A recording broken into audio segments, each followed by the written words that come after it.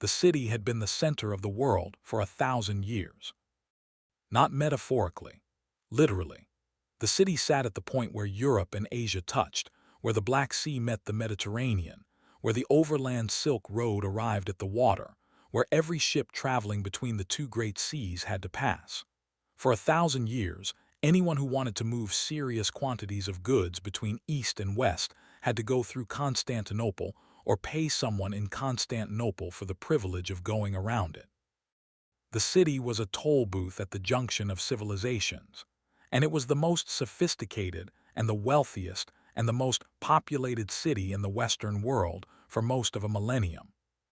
In the first week of April 1453, the Ottoman army of Sultan Mehmed II was camped outside its walls. The walls that had never been breached in 1,000 years. The walls that had broken Attila's Huns, the Avars, the Persians, the Arabs, the Bulgarians, the Crusaders, the previous Ottoman sieges, and every other force that the medieval world had directed at them. The walls were still standing. The city behind them was not what it had been. Welcome to Dull Tales. I'm glad you found your way here tonight. Tonight we're going to one of the most extraordinary moments in all of medieval history, and then we're going to spend most of our time in the days and weeks before that moment, because that is where the human story lives, in the specific daily texture of a civilization that can feel its end approaching and has to decide what to do with that knowledge. Before we get into the city, do me a quick favor. If Dull Tales is part of your sleep routine, hit subscribe and like. It genuinely matters for a small channel. Drop a comment telling me where you're listening from tonight. And if you have any connection to this story, Greek heritage, Turkish heritage, Byzantine history nerd, someone who once visited Hagia Sophia and felt something they couldn't quite name, I especially want to hear from you. All right, settle in. Let me ask you a few things first. Have you ever wondered what it felt like to live in a city you knew was probably going to fall? Not might fall, probably. The way that everyone in Constantinople in April 1453 was doing the math and getting an answer they didn't like. Did the ordinary people of the city stay? Did they fight? Did they try to leave? And what was the specific thing that prevented most of them from leaving, even when leaving was still possible? What was it like inside the Hagia Sophia in the final days? The cathedral that was the spiritual center of Byzantine Christianity, the building that had stood for 900 years, when the liturgy was being sung for possibly the last time. What did Mehmed II actually want? Not the simple answer, the real answer, the one that required him to be awake at night thinking about Alexander the Great. And what happened to the people of Constantinople on the day the walls finally broke? Not as a historical event, but as something that happened to specific people who had been living their specific lives in this specific city. Tonight we find out. Congratulations! You've just woken up in Constantinople on the morning of April 6, 1453. The Ottoman camp is visible from the walls. The cannon, the largest cannon anyone has ever built, is being dragged into position. The Emperor Constantine XI is in his palace reading the latest assessment of the forces available to him, which is not a comforting read.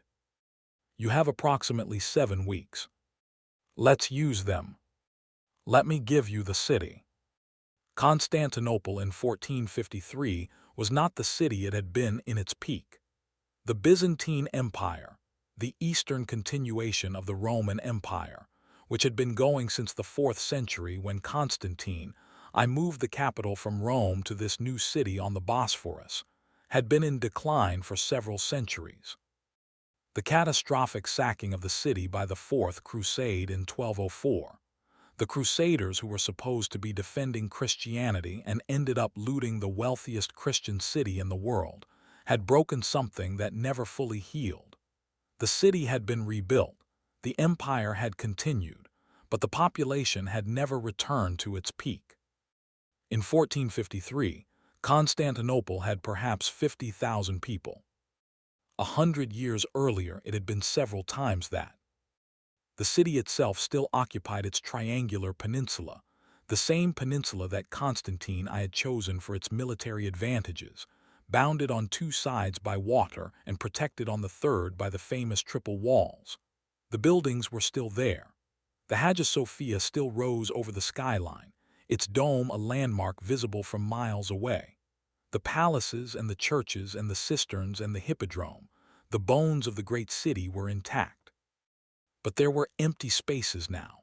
Entire neighborhoods that had been populated in the city's height were now partly abandoned, market gardens growing in the ruins of what had been dense urban fabric. The city was a smaller population inside a larger shell, and the difference was visible and felt. The empire that the city nominally controlled was even more reduced. By 1453, the Byzantine Empire was Constantinople, a few islands, a small territory in the Peloponnese, and the occasional outpost. The vast territories that the Roman Empire had once governed, the land stretching from Britain to Mesopotamia, had been reduced to approximately what you could see from the top of the Theodosian walls. This was the inheritance of Constantine XI, who was 48 years old, and who had become emperor in 1449 in circumstances that included no good options and several bad ones. He was, by all accounts, a man of genuine ability and genuine courage. He understood his situation clearly. There was no sentimentality in his assessment of what was coming. The Ottoman Empire under Mehmed II was the dominant military power in the region, had been growing for a century, and had Constantinople specifically in its crosshairs for reasons that were partly strategic and partly symbolic. Constantinople was the symbolic capital of the Roman Empire. Whoever held Constantinople could claim a form of Roman legitimacy. Mehmed II, who was 21 years old and who had been reading about Alexander the Great since childhood, understood this. The city was the prize. Let me take you to a specific person. Her name was Anna. She is 32 years old. She is the wife of a merchant who trades in cloth and has a warehouse near the Golden Horn, the harbor on the northern side of the city. They have two children, a son of 10 and a daughter of 7. The family is middling by Byzantine standards, not poor, not wealthy, comfortable in a reduced kind of way that reflects the general economic condition of a city that is no longer at the center of world trade. Anna knew, as everyone in Constantinople knew by April 1453, that the situation was serious. The word serious is not strong enough, but the specific way that people process information about existential threats to their community is never straightforwardly proportional to the magnitude of the threat. People continue going to market. People continue managing their households. People continue doing the things that the rhythm of daily life requires, even while the awareness of the Ottoman camp outside the walls occupies a permanent background presence in every conversation and every thought. This is not denial. It is the specific management strategy of people who have to keep functioning while the situation is what it is. Anna is making bread. The flour supply is uncertain. It has been for months, as the siege preparations and the Ottoman presence disrupted the trade routes that normally supplied the city. The bread she is making is with what she has, which is adequate for today, and which she is not going to think about beyond today, because thinking about it beyond today leads to places that she finds it better not to go before the morning.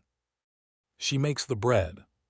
She sends her son to the cistern for water. She feeds the children. She tries to find out what is happening. This last activity, trying to find out what is happening, was a constant preoccupation of the civilian population of Constantinople in the spring of 1453. Information was scarce and unreliable. The defenders on the walls knew more than the civilians in the city. The emperor and his council knew more than the defenders. Rumors traveled faster than facts and were often worse than facts, which was quite an achievement given that the facts were not good. Let me tell you about the walls. The Theodosian walls of Constantinople, built in the early 5th century, reinforced and modified over the following 1,000 years, were one of the most impressive pieces of military engineering in the ancient and medieval world. They had broken every siege for 1,000 years, and they deserved their reputation. The walls were not one wall, they were three. An outer wall, perhaps 2 meters thick and 9 meters tall, a walkway. A second, taller inner wall, 4 to 5 meters thick and 12 meters tall. A third, even larger inner wall. A moat before all of them, 60 meters wide and 7 meters deep, that could be flooded. The whole system was punctuated by towers at regular intervals, providing overlapping fields of fire. To breach these walls in the medieval period, you needed either an enormous amount of time, or enormous treachery, or something that could knock them down. Maimed II had something that could knock them down. Urban II, not the Pope, a Hungarian cannon maker who also went by that name, had offered his services to Constantine I to build the largest cannon the world had ever seen. Constantine could not afford to hire him. Maimed could. Urban built the cannon for the Ottomans, and in early 1453 it was dragged overland to Constantinople. The cannon W. As enormous. Estimates from contemporary accounts put the barrel at approximately 8 meters long, capable of firing stone balls weighing half a ton. It required 200 men and 60 oxen to move. It could fire approximately 7 times a day. After each shot, the cannon had to cool for approximately an hour to prevent overheating. It was the first practical siege artillery in European history. And it changed everything. A wall that could resist ladders, rams, and escalade for 1,000 years could not resist a half-ton stone ball traveling at high velocity. The Theodosian walls, those incredible 1,000-year walls, began to be damaged in ways that the previous 1,000 years had never produced. They had to be repaired. Every day. After each shot from the Ottoman cannon, Byzantine workers, civilians recruited to help, not just soldiers, came out at night to repair the damage. They filled the breaches with rubble and timber. They shored up the sections that had been weakened. They worked in the dark, under the awareness that the cannon would fire again the next morning. Among these workers was Anna's husband, Nikephoros, who had been recruited into the repair crews 2 weeks into the siege. He came home exhausted every morning, smelling of stone dust and smoke. He ate the bread. He slept. He went back. Let me tell you about the Hagia Sophia. Because any account of Constantinople in 1453 that does not spend time in the Hagia Sophia is missing the soul of the place. The Church of Holy Wisdom, Hagia Sophia, was built by the Emperor Justinian in the 6th century, completed in 537 AD, and it was, for nearly 1,000 years, the largest cathedral in the world. Its engineering was extraordinary. The dome, which appeared to float above the nave on its ring of windows, was an architectural achievement that architects and engineers would study for a millennium afterward.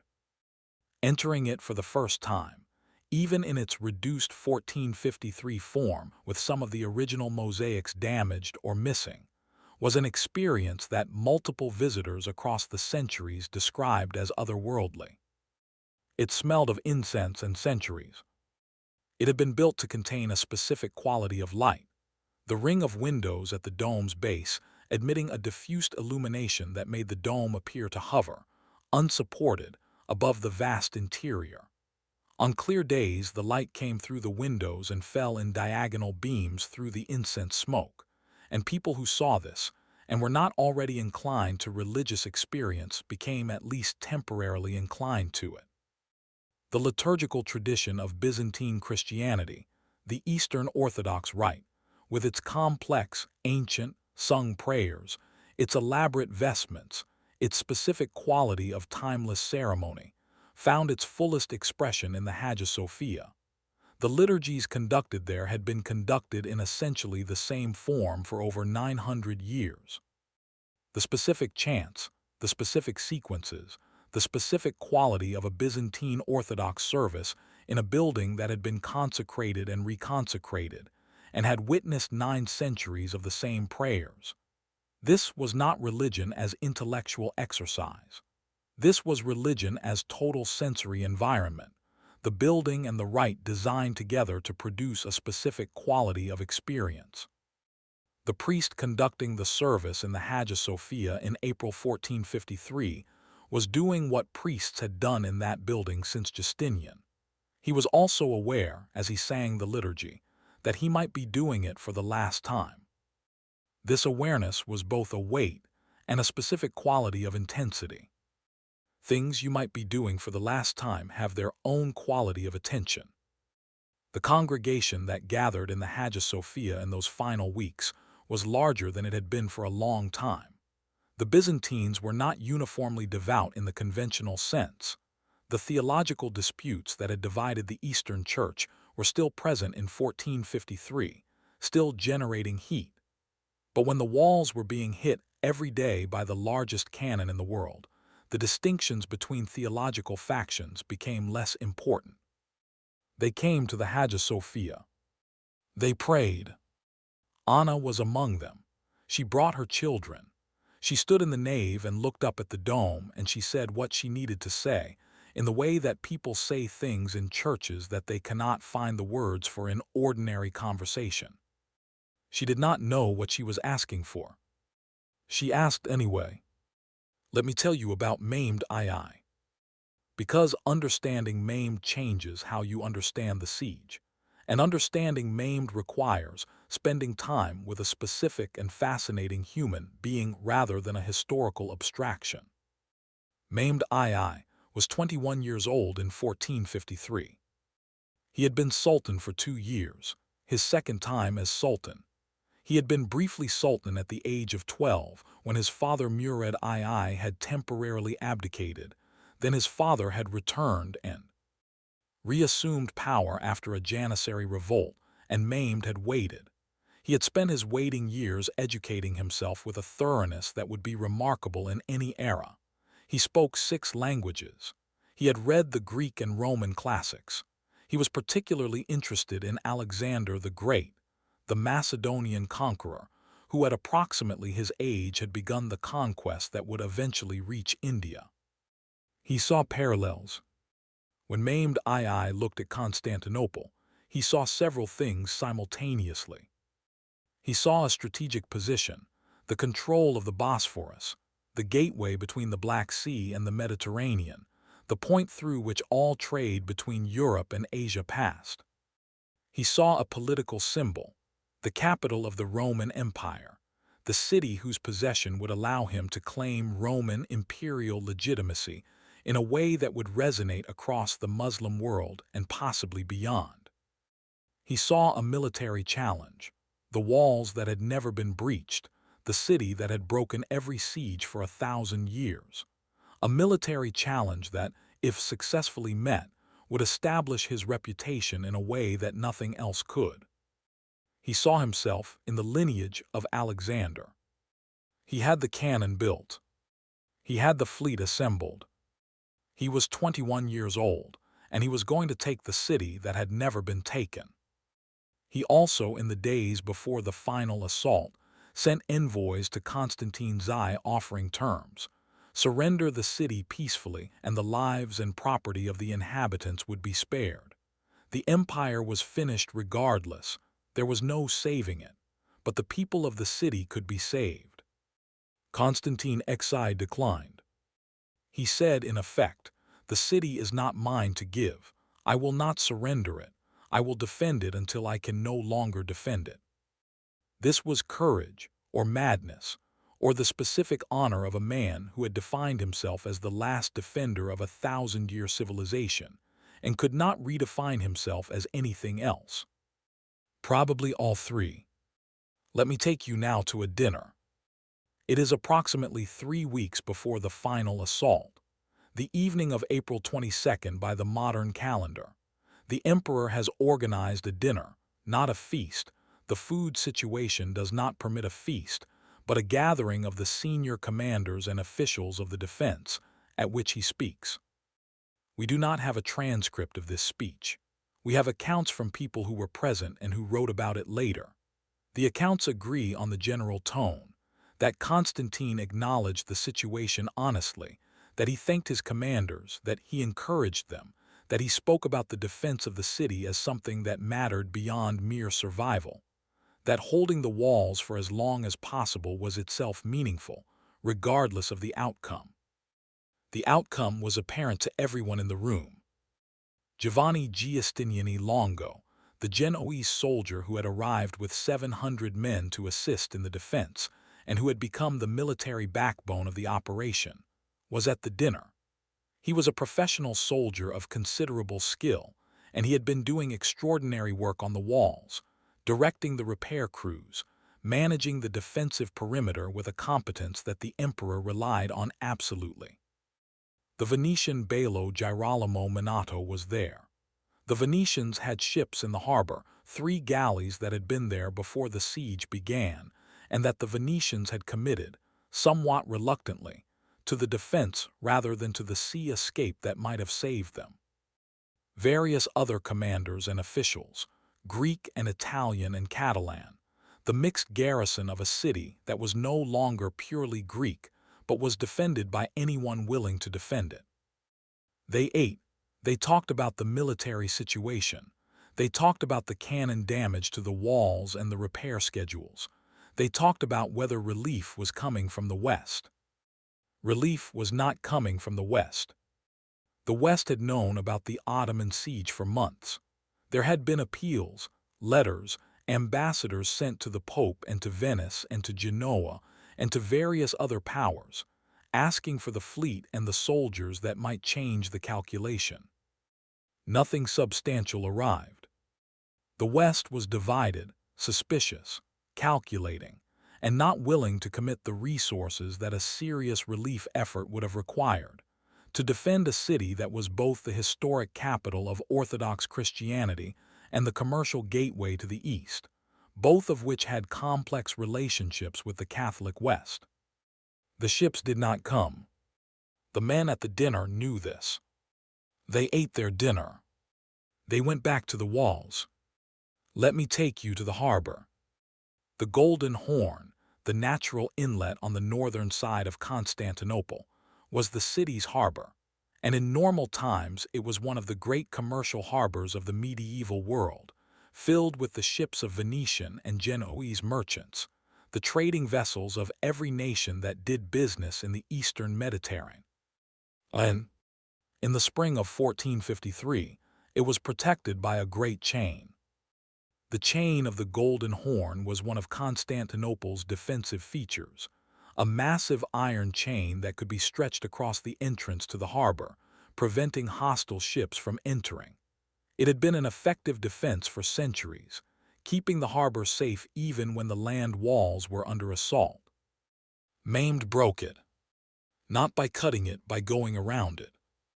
On the night of April 22nd, the Ottomans did something that engineers and historians still find impressive.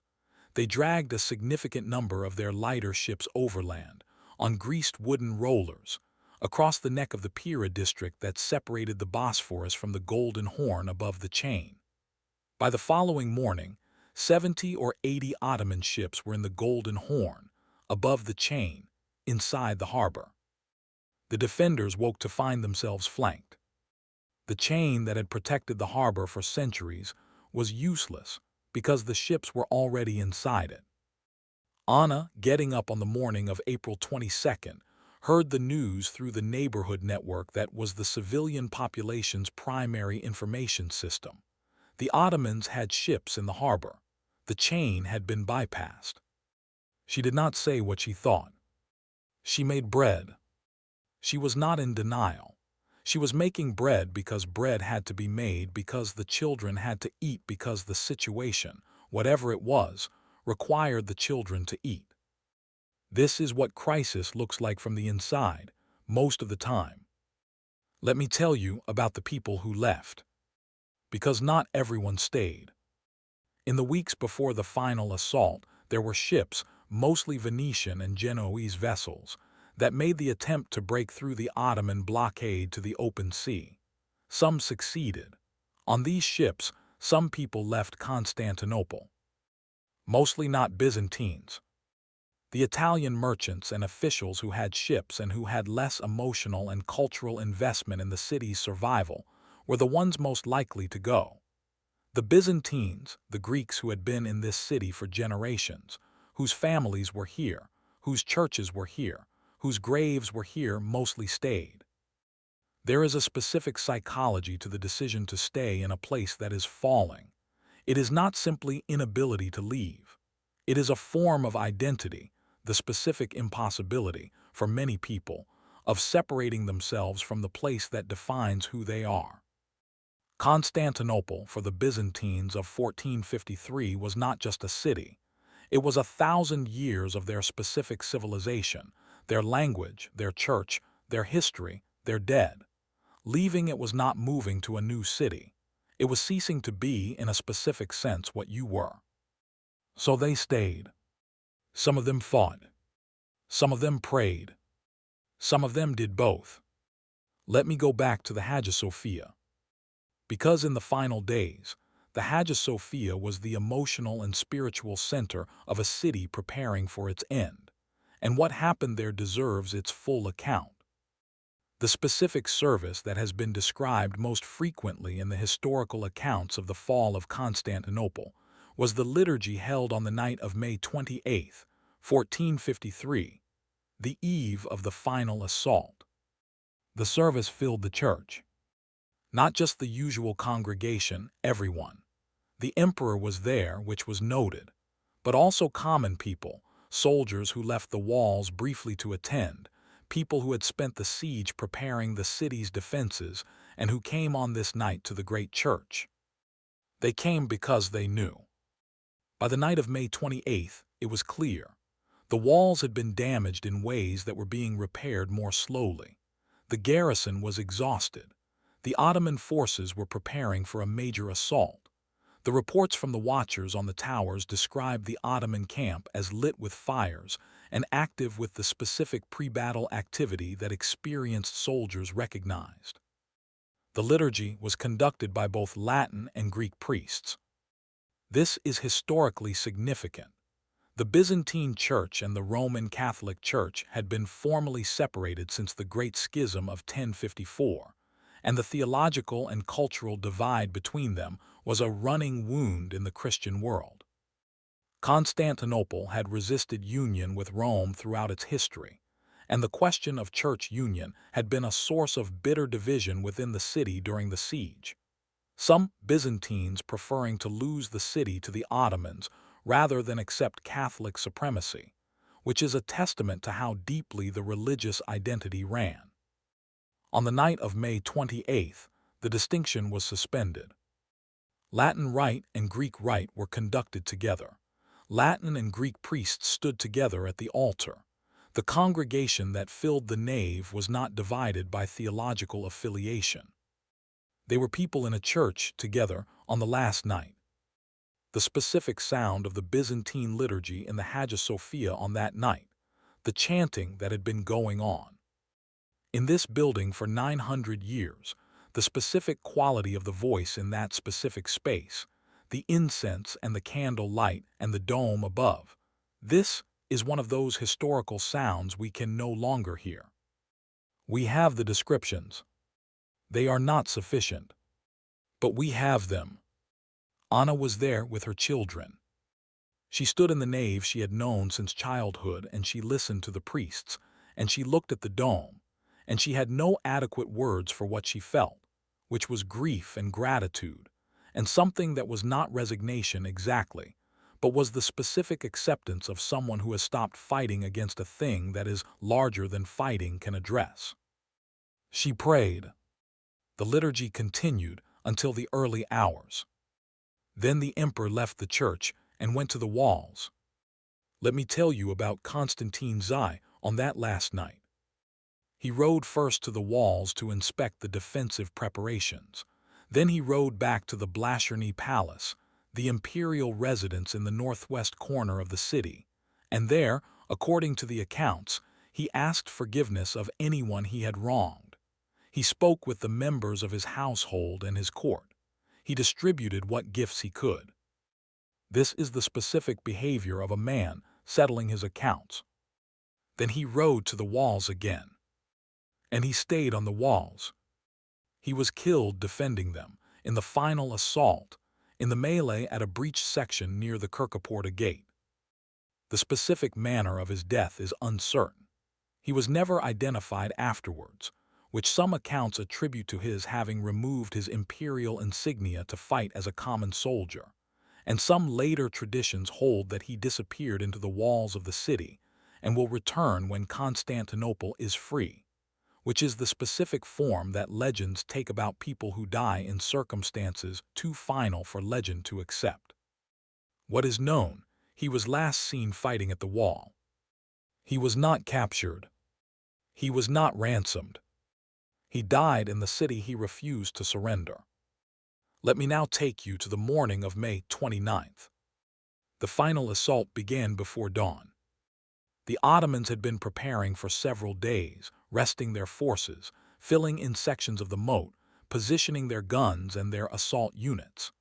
The assault began in waves. First the irregular troops, the Bashi-Bazouks, who threw themselves against the walls and who maimed expected to take casualties and weaken the defenders before the main assault. Then the Anatolian troops. Then, as dawn was approaching, the Janissaries, the elite infantry of the Ottoman army, the best trained and best equipped soldiers of their era. The Janissaries attacked a section of wall near the Blascherny that had been damaged by the cannon and was being held by Giovanni Giustiniani and his Genoese troops. Giustiniani was wounded. The wound is the pivot point of the battle, and it has been discussed by historians ever since. He was struck by some projectile. The accounts differ on what, and the wound was serious enough that he asked to be taken off the walls to the ships in the harbor. The emperor reportedly asked him to stay. A man of his ability on that section of wall was the difference between holding and not holding. Giustiniani left. Whether he was right to leave, whether the wound was as serious as it appeared, whether a professional soldier's calculation of the odds was correct, or was a failure of nerve in the critical moment, these questions have no satisfying answer. He died of his wounds 2 days later, so the wound was real. But his departure demoralized the troops holding that section, and the Janissaries broke through. The Kirkaporta Gate, a small postern gate in the wall, was found unlocked. Whether it had been left unlocked by mistake or treachery or oversight is unknown. The Ottomans came through it. Once inside, the defenders were fighting from 2 sides. The psychological effect of Ottoman troops inside the walls was devastating. The defensive line collapsed. By mid-morning of May 29, 1453, Ottoman troops were inside Constantinople. Let me stay with the civilians, because the military history of the final assault is well documented, and what I want to give you is what it was like for the people who were not soldiers. When the assault began before dawn, the sounds of it reached the civilian quarters of the city, the cannon, the shouting, the specific sounds of battle, and the people of the city began doing what people in besieged cities do when the final assault arrives. Some ran toward the Hagia Sophia. The ancient tradition held that the church was a sanctuary, that armies entering a city would respect the church as holy ground. This was sometimes true and sometimes not. Some ran toward the harbor, toward the ships, toward any possibility of escape. Some stayed in their houses and locked their doors. Anna ran to the church. She took her children. She did not know where Nikephoros was. He had been on the wall repair crew the previous night, and she had not seen him since the evening before. She did not know if he was alive. She took the children and ran to the Hagia Sophia. The church filled. The specific quality of the Hagia Sophia when it is full of terrified people is different from the Hagia Sophia when it is full of worshippers. The building held the sound differently.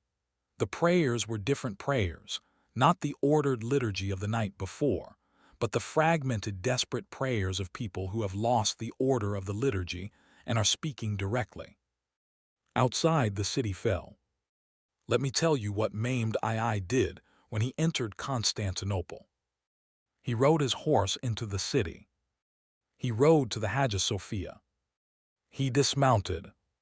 He knelt at the entrance and took a handful of earth and poured it over his head, a gesture of humility before God, a recognition that the victory was not his alone. Then he entered the building. The Hagia Sophia had been a church for 900 years. Maimed II decreed that day that it would become a mosque. A Muslim cleric climbed the pulpit of the Hagia Sophia and spoke the Muslim proclamation of faith. The specific symbolism was deliberate. Maimed understood symbolism. The building that was the spiritual center of Byzantine Christianity would become a mosque, and the transition would be visible to anyone who entered it, which would eventually include everyone. He also issued orders regarding the population of the city. He had promised before the siege that if the city fell by force of arms rather than by surrender, the standard rules of war would apply. The city could be plundered for 3 days. He had made this promise to his soldiers as an incentive. He honored it. The 3 days of plunder. People who had run to the Hagia Sophia were taken from it. The specific protection of sanctuary was not honored. There was killing, especially on the first day when the battle was still partly continuing. There was enslavement. A significant portion of the surviving population was enslaved and taken from the city, which in the Ottoman system was the expected outcome of a successful siege. There was property seizure. The 3 days of plunder were not the systematic annihilation that the worst scenarios had imagined. They were also not gentle. After 3 days, Maimed issued orders. The plunder stopped. The slaves were distributed.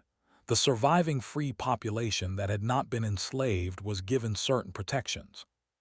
He intended to rule this city, not to empty it. A city without a population is not a capital. Let me tell you about Anna. She was taken from the Hagia Sophia with her children on the day of the fall. She was enslaved, as were many of the people who had sheltered there. The story of what happened to her after this point is beyond what I can reconstruct with confidence. The historical record tells us that a significant portion of the enslaved population of Constantinople was eventually ransomed or released. It tells us that families were sometimes separated and sometimes kept together. It tells us that some people found their way back to something resembling their previous lives, and that others did not. Nikephoros was found alive, with a wound on his arm from a piece of falling masonry on the walls. He was enslaved separately from his family. Whether he and Anna ever found each other again is not something I can tell you. I want to tell you that they did. The record does not allow me to tell you that they did. What I can tell you is that both of them were, on that day, alive. That is not nothing in the specific arithmetic of May 29th, 1453. Let me now step back and give you the larger picture. The fall of Constantinople in 1453 has been described by Western historians as the end of the Middle Ages. This is partly conventional periodization. Historians need somewhere to put the transition between periods, and partly an acknowledgement that something genuine had ended. The Eastern Roman Empire, which traced its continuous history to the founding of Rome, was gone. The specific civilization that had maintained Roman law, Roman learning, Greek language and culture, and Orthodox Christianity in the East for over 1,000 years was gone. The city that had been the repository of enormous amounts of ancient Greek and Roman learning, books and manuscripts and scholarship that Western Europe had largely lost or not yet recovered, was now under new management, with uncertain implications for that learning's survival. Some of the scholars of Constantinople had been sending their books westward before the fall. They knew what was coming. The flow of Byzantine Greek scholarship into Italy that preceded and accompanied the fall of Constantinople is one of the factors that historians of the Renaissance identify as contributing to the intellectual revolution of the 15th century. The recovery of Greek thought that helped produce humanism, which helped produce the Renaissance, which helped produce the modern world. The fall of Constantinople helped produce the Renaissance. This is a very strange sentence, and it is accurate. The city that was destroyed took the scholars and the books with it, into Italy, into the West, into the intellectual ferment that was already building there. The catastrophe had consequences that nobody on either side of the walls could have anticipated. This is how history works. The specific terrible end of a specific thing sometimes becomes the starting material for something else. This is not a consolation for the people on the walls on May 29th. It is just what happened next. Maimed II, in the days after the conquest, walked through the city. He walked through the neighborhoods that had been emptied of their populations. He walked through the Hagia Sophia, which was already in the process of being converted. He walked through the imperial palace, which was showing the deterioration of centuries. He quoted, according to several accounts, from a Persian poem. The specific lines he is reported to have quoted: "The spider weaves the curtains in the palace of the Caesars. The owl calls the watches in the towers of Afrasiab." Whether he actually said this, or whether this was attributed to him by later tradition because it is appropriate, because it perfectly captures the emotion of standing in the ruins of a civilization and feeling the weight of it, is difficult to verify. He may have said it. He might have felt it even if he didn't say it. He was 21 years old, and he had just achieved what he set out to achieve, and the achievement had a quality he hadn't quite expected, which was the weight of the end of something. The spider weaves the curtains. The owl calls the watches. Let me bring you slowly toward the close. Constantinople, after 1453, did not disappear. Maimed immediately began repopulating it. He moved people from other parts of his empire into the city, Greeks, Turks, Jews, Armenians, to replace the population that had been enslaved or killed or had fled. He rebuilt. He brought craftsmen and merchants and scholars. He created a new city on the foundation of the old one. The city survived. It became Istanbul, the name that had been used informally for the city for centuries, derived from the Greek phrase meaning "into the city." And it became the capital of the Ottoman Empire, which would be one of the most powerful states in the world for the next 4 centuries. The Hagia Sophia, which had been a mosque for 500 years, was converted to a museum in 1934 by the founder of the Turkish Republic, Ataturk. In 2020, it was converted back to a mosque. It is still standing. You can visit it. People still feel something when they enter it. The walls, or substantial portions of them, are still standing. The Theodosian walls that protected Constantinople for 1,000 years are still present in Istanbul, heavily restored in some sections and fragmentary in others, but there. You can walk along them. You can put your hand on the stone. The stone is very old. The city below it is very old. Something that has been happening in this place for over 2,000 years continues to happen. The specific civilization of Byzantium is gone. Its inheritor, the Orthodox Christian world, which sees itself as the continuation of Byzantine Christianity, continues. The Russian Orthodox Church, the Greek Orthodox Church, the Serbian Orthodox Church, these are the daughters of the tradition that had its center in the Hagia Sophia. The books that were carried westward are in Italian libraries and have been in print for 500 years and have shaped how educated people in the Western world understand philosophy and mathematics and literature. The city that was destroyed produced the Renaissance, and the city that replaced it became one of the great cities of the world. Both things happened. Neither of them was comfort to the people on the walls on May 29th, 1453. But both things happened. Let me give you on a city before it fell. Because I want to leave you with the city alive, not with the city fallen. You know what happened. Let me give you what it was before. Constantinople in April 1453, before the final weeks, before the most desperate stage of the siege. Constantinople was still the city it had been for 1,000 years, diminished but recognizable. The market of the city, the grand bazaar in its medieval form, not yet the Ottoman structure, was still operating, because cities operate even under siege, because people need things and other people provide them, and the commerce continues until it absolutely cannot. The churches were still conducting their services.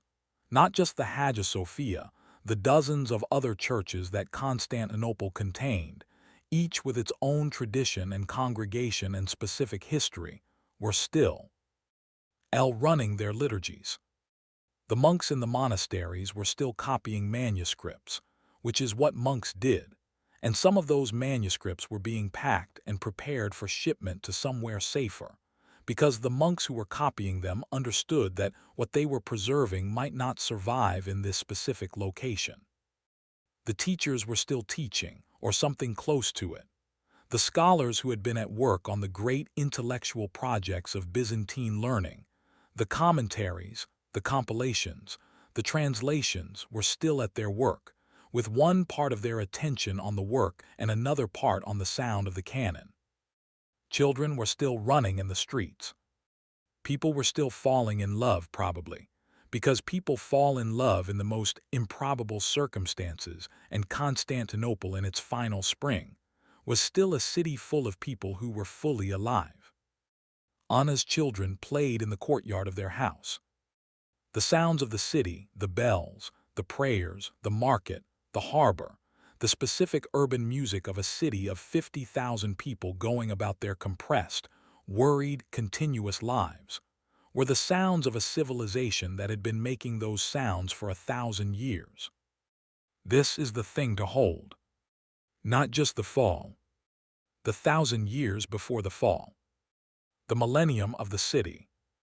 The people who lived in it and who prayed in the Hagia Sophia, and who walked along the waterfront, and who watched the sun rise over the Bosphorus in the mornings, and who argued about theology, and who traded cloth, and who repaired walls, and who kissed their children goodbye before going to their work. 1,000 years of daily life in the most extraordinary city in the medieval world. The fall is not the story. The 1,000 years are the story. The fall is just the end of the story. And even that is not quite the end, because the city continued, and the scholars went to Italy, and the world that inherited Byzantium, the Orthodox world, the Renaissance world, the Ottoman world, the modern world, all of it carries the residue of what was there. The spider weaves the curtains. The owl calls the watches. The city continues. Sleep now if you're ready. You have been in Constantinople tonight. In the bread-making of the morning before the assault. In the Hagia Sophia on the last night of the liturgy. In the dinner where the emperor thanked his commanders, and they all understood what was coming. In the final charge at the walls, and in the church filling with terrified people, and in maimed II pouring earth over his head at the entrance to the greatest building in the medieval world. In the city alive, in all the years before all of this. Constantinople was extraordinary. Its people were ordinary people in an extraordinary place doing what ordinary people always do. Living, worrying, loving, maintaining, praying, arguing, falling asleep in the evening to the sounds of a city that had been making those sounds for 1,000 years. The wall stood for 1,000 years. That is the miracle. The fall is just what eventually happened. Sleep. The dome of the Hagia Sophia is still standing. The walls are still standing. The Bosphorus is still moving. Good night. Thank you for spending tonight in Constantinople. Subscribe if dull tales is your kind of company at night. Leave a comment. Tell me if you've been to Istanbul, if you've stood in the Hagia Sophia and looked up, if you've put your hand on the Theodosian walls. Tell me what you felt. Next time, into the monastery. The medieval nuns, the hidden lives, the political marriages that ended up in abbeys, and the women who built institutions that outlasted everything around them. But that's next time. Tonight, Constantinople. The dome is still standing. The city continues. Good night. Let me give you more of the city in the weeks before the end.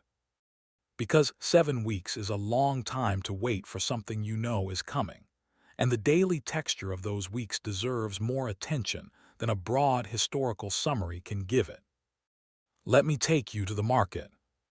The market of Constantinople in April 1453 was operating at reduced capacity but operating. The supply chains that normally fed the city, grain from the Black Sea ports, fish from the Bosphorus fishermen, goods from the Italian merchants who had their warehouses in the Genoese district of Pira across the water, had been disrupted by the siege but not entirely severed. The fishermen of the Bosphorus continued fishing. This sounds trivial. It is not. The specific persistence of the fishermen going out on the strait every morning, in sight of both the city's walls and the Ottoman fleet, catching the fish that had always run through these waters, represents something about human beings that I find genuinely moving. The world is ending, and there are fish in the water, and someone needs to catch them. They continued fishing. The market sold what was available. Prices were high and rising, the classic economics of supply disruption in a siege. The grain that remained in the city's warehouses was rationed, managed by the authorities, distributed according to systems that inevitably created disputes about who had received what and whether the distribution was fair. The disputes were argued in the market and in the neighborhoods and occasionally before whatever administrative function remained. Ordinary life continued. Not the life of normal times, not the life that the people of Constantinople had been living before the siege began, but a life, the specific compressed and anxious version of daily life that cities under siege develop. Anna's neighbor, a woman named Euphrosyne who had been in Constantinople all her life and who had an opinion about everything, was in the market on a Tuesday in late April when she encountered a Venetian merchant who was preparing to leave on one of the ships. The merchant was selling his remaining goods at whatever price he could get before departure. Euphrosyne bought a piece of cloth she did not need because it was cheaper than it would normally be, and buying something cheap in a crisis is the specific irrational coping mechanism of someone who needs to feel they have obtained something when everything around them is being taken away. She brought the cloth home. She folded it carefully. She put it in a chest. The cloth would survive the fall. Let me tell you about the arguments. Because Constantinople in its final weeks was not a place of unity. Human beings do not achieve unity under threat, except in retrospect when the narrative has been simplified. In reality, Constantinople in 1453 was a place full of the same arguments, resentments, theological disputes, and political disagreements that it had always contained, except now they were happening against the background of cannon fire. The most divisive question was the one that had been divisive for years: union with Rome. The Byzantine Emperor John VII had signed a union of the Eastern and Western churches at the Council of Florence in 1439, hoping that the theological concessions required would purchase the military assistance from the West that the empire desperately needed. The military assistance had not materialized in any substantial form. The theological concessions had enraged a significant portion of the Byzantine population. There were people in Constantinople in 1453 who genuinely preferred Ottoman conquest to Catholic union. This sounds extreme and was extreme, and it represented a form of religious identity so total that dying under Muslim rule was preferable to living under theological compromise. The famously attributed statement, whether it was actually said by who it is attributed to is disputed, that it was better to see a Turkish turban in the center of Constantinople than a Latin mitre, represents this position. Whether the specific words were said by the specific person, the sentiment was real and was genuinely held. This did not make the people who held it cowards or fools. It made them people for whom the theological question was not separable from everything else they were. Their religious identity was not one aspect of their life. It was the ground on which everything else stood. The argument was not resolved. It continued through the siege. On the night of May 28th, as we have seen, the liturgy in the Hagia Sophia was conducted by both Latin and Greek rites together. The union question was suspended for one night. In the morning, the walls fell. The question of union with Rome became moot in the most complete way possible. Let me tell you about the Venetians and the Genoese. Because the politics of who was defending Constantinople in 1453 were more complicated than a simple picture of Byzantine defenders holding the walls. The Genoese colony of Pera, the district across the Golden Horn from the main city, was technically neutral at the beginning of the siege. The Genoese had trading relationships with both the Byzantines and the Ottomans, and were attempting to manage both without committing to either. This neutrality did not survive the siege cleanly. Individual Genoese came to help defend the city. Giovanni Giustiniani was the most significant, but there were others. They came as individuals, not as representatives of Genoa. The Genoese government in Pera maintained its formal neutrality while its citizens fought and died on the walls. The Venetians were in a similar but not identical position.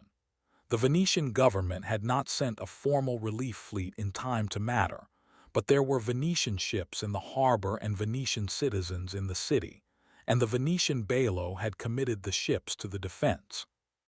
The specific politics of Italian city-state relations with the Ottomans.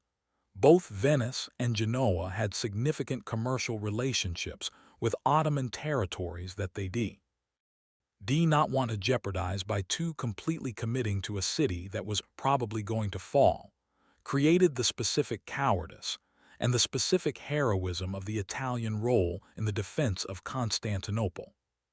Both things were present simultaneously. Individual Italians died on those walls. Their governments were calculating commercial survival. This is not unusual in history. It is, in fact, extremely usual. Let me take you to a specific night on the walls. 3 weeks before the final assault, the Ottoman cannon had fired its regular daily shots, damaged the same section of wall it had been working on, and the repair crews had gone out under cover of darkness to fill the breach. Nicephorus was on the repair crew. He was not a soldier. He was a cloth merchant who knew nothing useful about military engineering. What he knew was that the wall had to be repaired, and that there were not enough trained workers, and that he was available. He carried rubble. It was the most basic possible contribution to the defense, picking up broken stone and carrying it to where the engineers pointed. But it was necessary, and he did it. The specific quality of that work at night on the walls of Constantinople, the darkness and the cannon holes showing sky where stone should be, the sounds of the Ottoman camp carrying across the distance, the exhaustion of the workers who had been doing this every night for weeks, the smell of stone dust, and the cold spring air off the Bosphorus. Nicephorus worked in this until the repair was sufficient for the night, and the engineers sent the crew back inside. He went home. He ate whatever Anna had kept warm for him. He did not describe what the walls looked like or what the Ottoman camp sounded like. He did not have the words for it, or the energy, or the inclination to make Anna worry more than she was already worrying. He ate. He slept. In the morning, he went back to the warehouse to see if there was anything worth protecting or selling before the situation deteriorated further. He was, throughout this, an ordinary man in an extraordinary situation, doing the ordinary human things that extraordinary situations require: working, eating, sleeping, going back. Let me now give you Maim's perspective in more depth. Because Maimed II is one of the most interesting people in this story, and his specific interior life, as much as we can reconstruct it, illuminates what the siege meant beyond the military maneuver. He was 21 years old. He had been planning the conquest of Constantinople since at least the age of 16, when he had first become sultan, and had immediately begun preparing for it. He had the cannon built. He had the navy expanded. He had the army organized. He had studied the city's defenses with the specific attention of someone who intended to overcome them. He had also studied the city's history.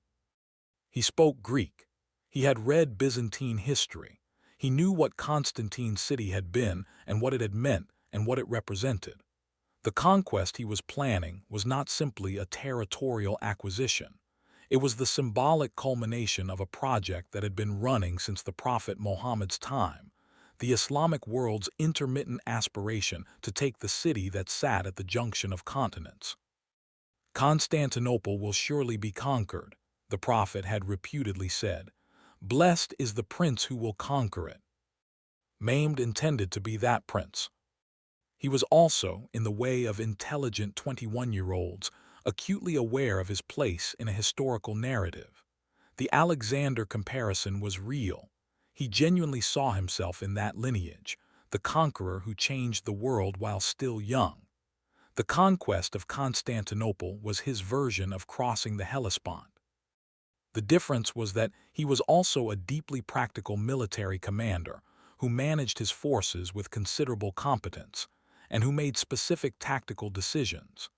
The overland transportation of the ships into the Golden Horn, the management of the three-wave assault, that demonstrated real ability rather than just inherited power. He was not simply inheriting a situation, he was creating it. On the night before the final assault, he addressed his troops. We have several accounts of this address, filtered through chroniclers who had their own perspectives. The accounts agree that he promised his soldiers the standard rewards of a successful assault: the 3 days of plunder, the enslaved population, the wealth of the city. He also, according to at least one account, spoke about the historical significance of what they were about to do, about the city they were about to take, about its meaning. Whether he felt the weight of what he was doing, the ending of something, is something we cannot know. He may have felt it and not cared. He may have felt it and cared and done it anyway. He was 21 years old, and he was about to take the city that had never been taken. He slept. He woke. The assault began. Let me give you the sound. The specific sounds of Constantinople on May 29, 1453, in the hours after the walls were breached. The sound of the bells. The church bells of Constantinople rang when the walls were breached, not as a call to prayer but as an alarm, the specific emergency signal that Byzantine tradition had for crisis. The bells of the Hagia Sophia, the bells of the dozens of other churches across the city, all of them ringing simultaneously. The sound of that many bells ringing in a city of stone and water, reflected off the Bosphorus, carried by the spring morning air, was the specific sound of the end of a civilization. People who heard it knew what it meant. Then the sounds of the assault entering the city. The Ottoman army moving through the streets. The sounds of doors breaking and people running, and the specific violent sounds of urban warfare, which are different from field battle, and which penetrate the spaces where civilians are sheltering in a more immediate way. The prayers in the Hagia Sophia, which the people inside continued even as the sounds outside changed. Then the doors of the church opening. The Ottoman soldiers entering. The prayers stopping. The silence that followed. This is the specific silence at the end of 900 years of continuous Christian liturgy in the Hagia Sophia. It lasted until Mahmud arrived, and the Muslim profession of faith was spoken from the pulpit. And then the building was full of a different prayer. The same building. A different prayer. Let me now close properly. Constantinople fell on May 29, 1453. The city that had been the center of the world for 1,000 years became the center of something else. The Ottoman Empire that replaced Byzantium was itself one of the great empires of history, not a diminishment but a transformation, a different civilization occupying the same extraordinary geography and building its own extraordinary things. The Hagia Sophia that was a church became a mosque, became a museum, became a mosque again. It is still there. It has been there for almost 1,500 years. It has been many things in that time, and it is still standing, and people still feel something when they stand under the dome and look up. Constantine XI, whose body was never found, became a legend. The legend holds that he sleeps in a cave under the walls and will wake when Constantinople is free. Legends like this form around people who die in circumstances too final for legend to accept. Constantine accepted the finality. The legend did not. Anna and Nikephoros, I cannot tell you their ending. The record does not have them. They existed in the city as real people exist in cities, doing the ordinary things that keep life going, and then the record ended and they went wherever the record does not follow. They were real. They were there. The bread she made in the morning. The walls he repaired at night. These things happened. The city was real. The 1,000 years were real. And now you know what they felt like from the inside. Sleep. The dome is still standing. The walls are still standing. The Bosphorus is still moving between two continents. Good night. Let me give you the city's long history before the siege, because 1,000 years deserves more than a sentence. Constantinople was founded in 330 AD by the Emperor Constantine I, who moved the capital of the Roman Empire from Rome to this new city on the Bosphorus. The choice of location was genius in the way that certain decisions look obviously correct in retrospect.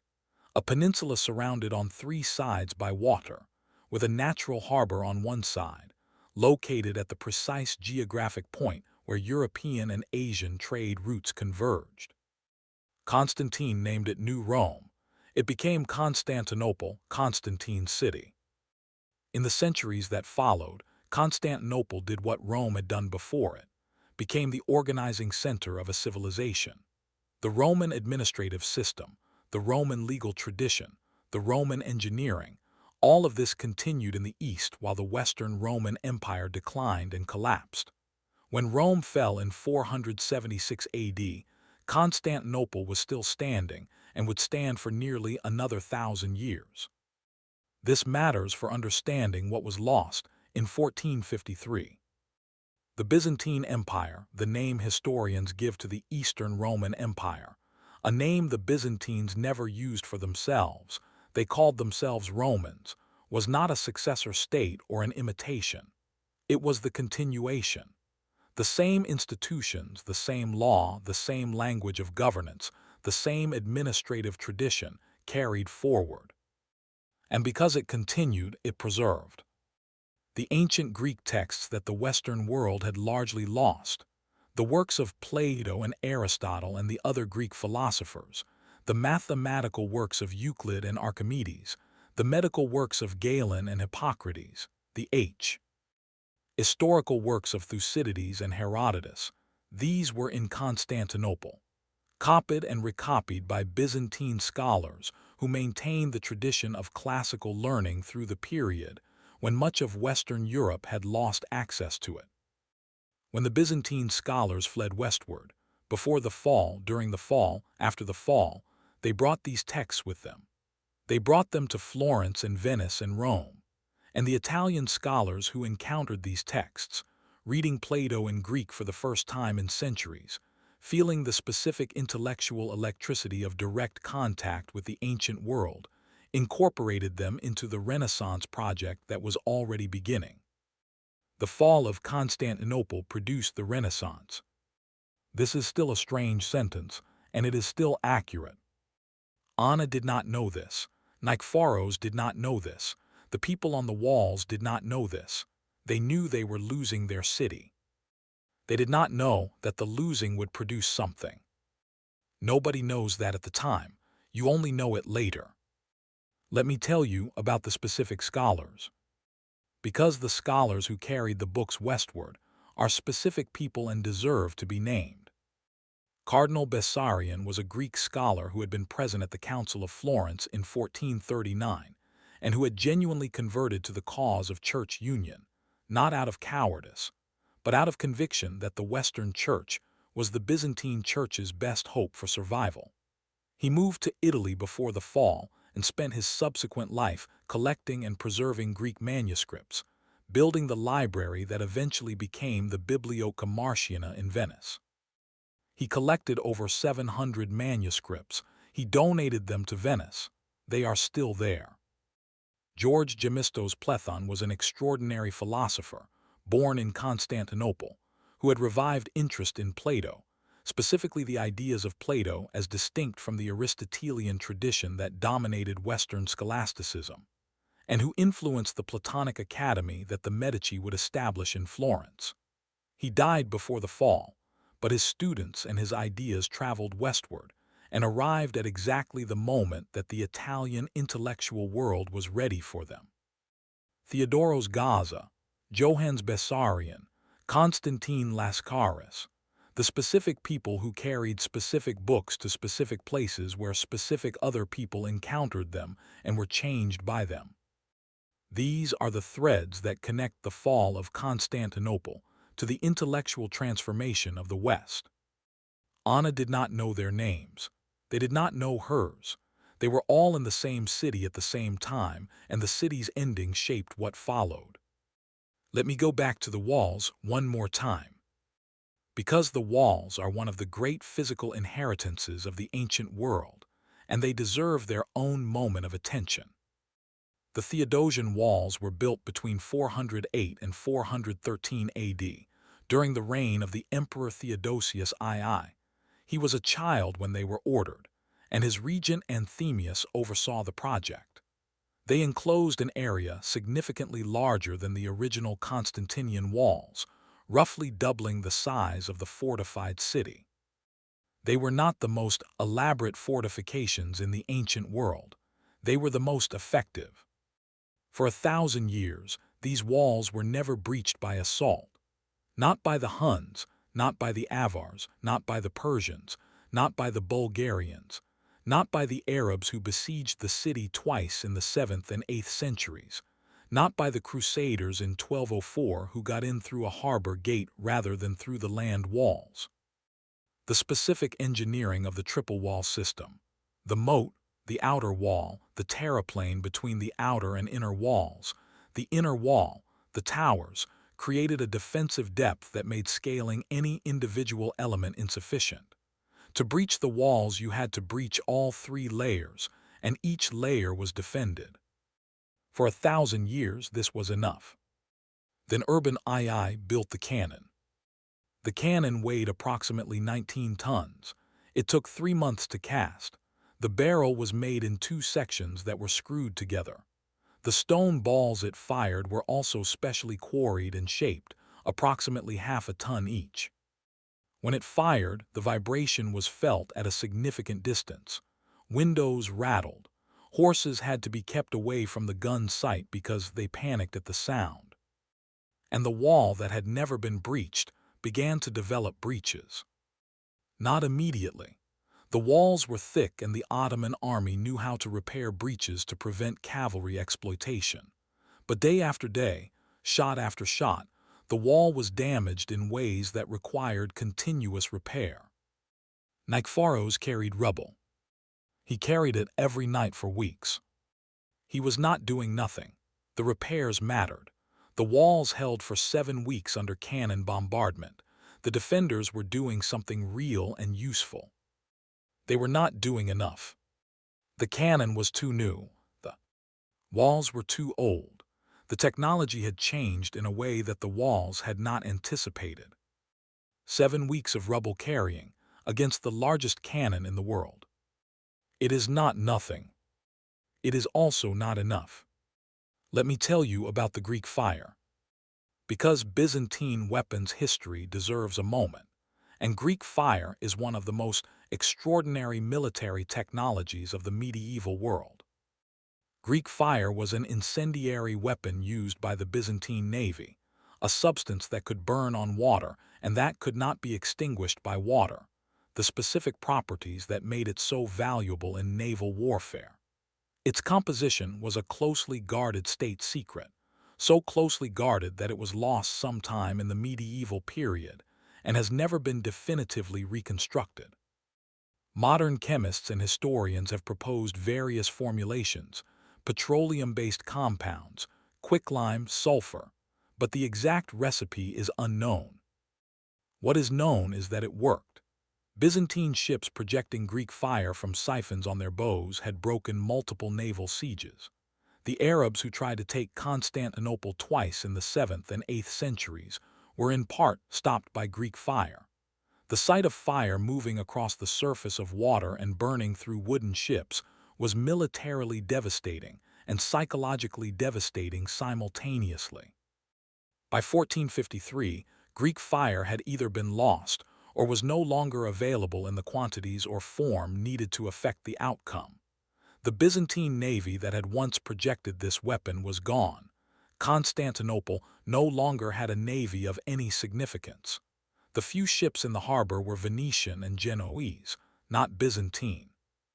The specific weapon that had defended the city for centuries was gone.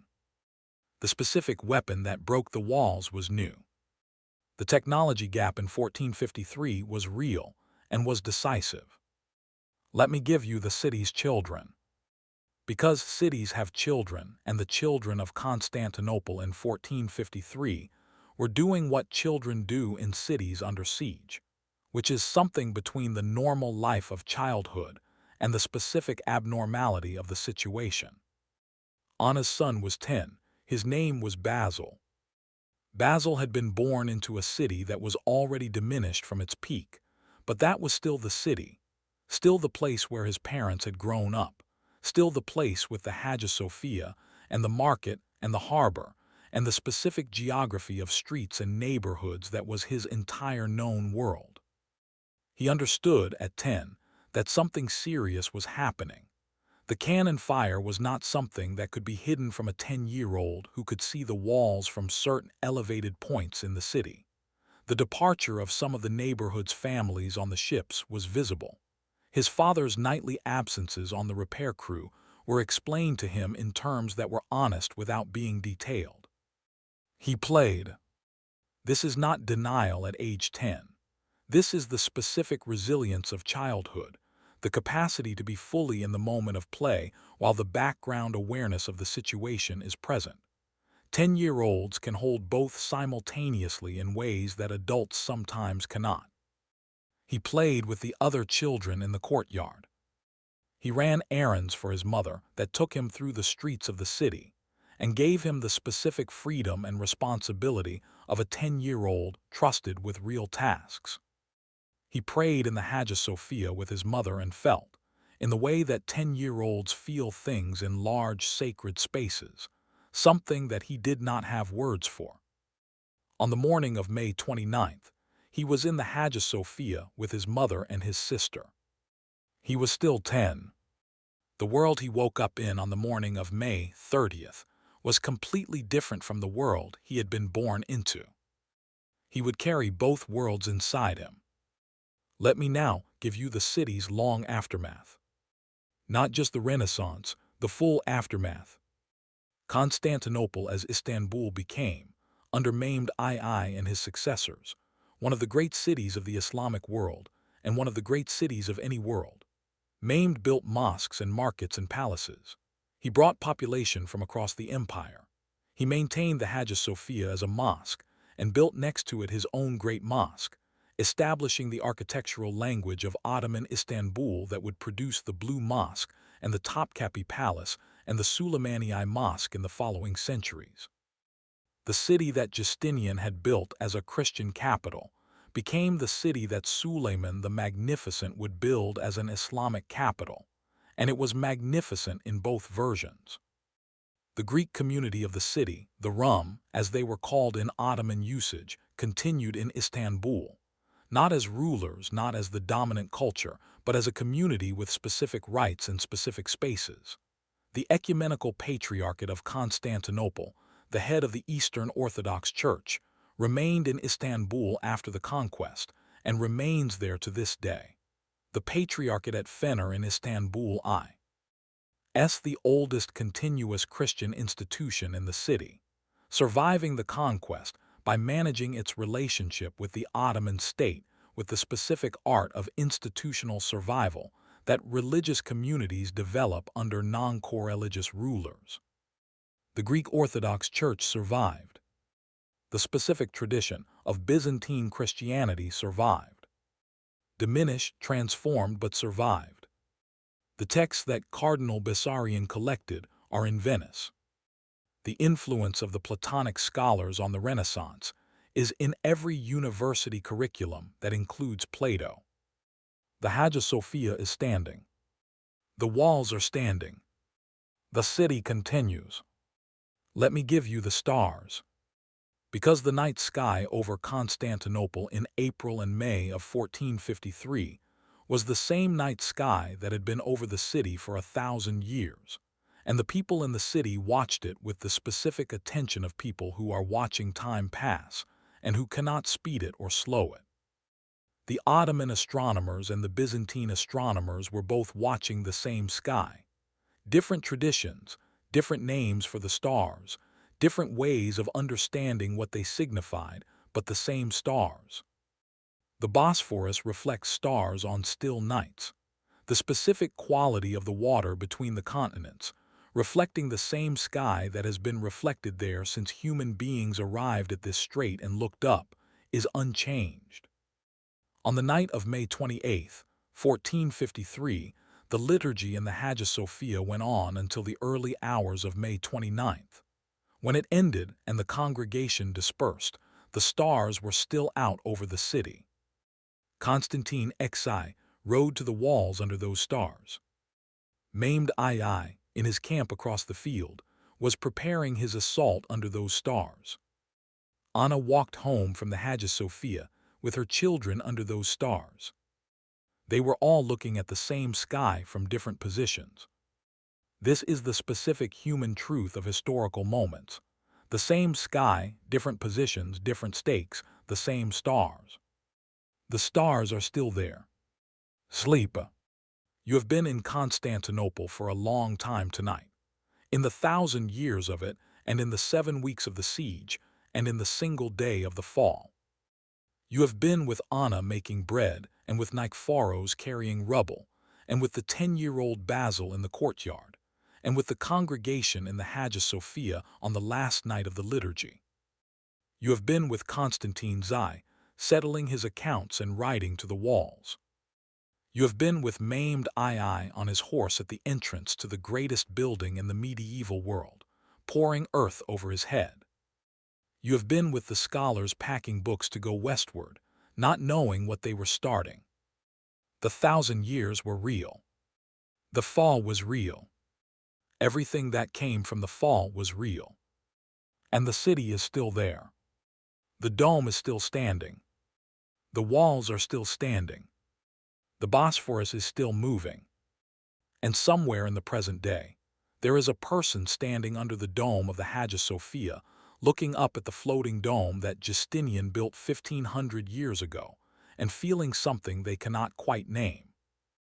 That feeling has been felt by millions of people in that building over 1,500 years. It is still being felt. That is the continuity. Sleep. The dome is still standing. Good night.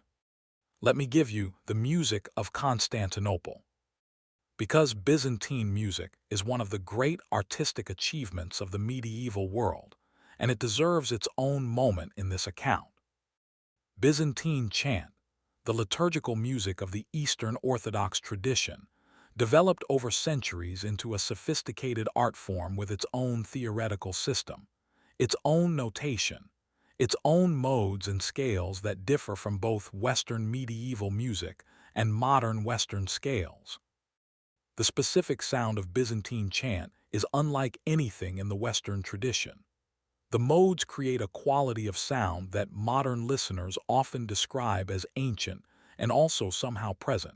The specific timbre of voices singing in the Byzantine tradition, having a resonance that the buildings were designed to enhance. The Hagia Sophia was an acoustic instrument as much as an architectural one.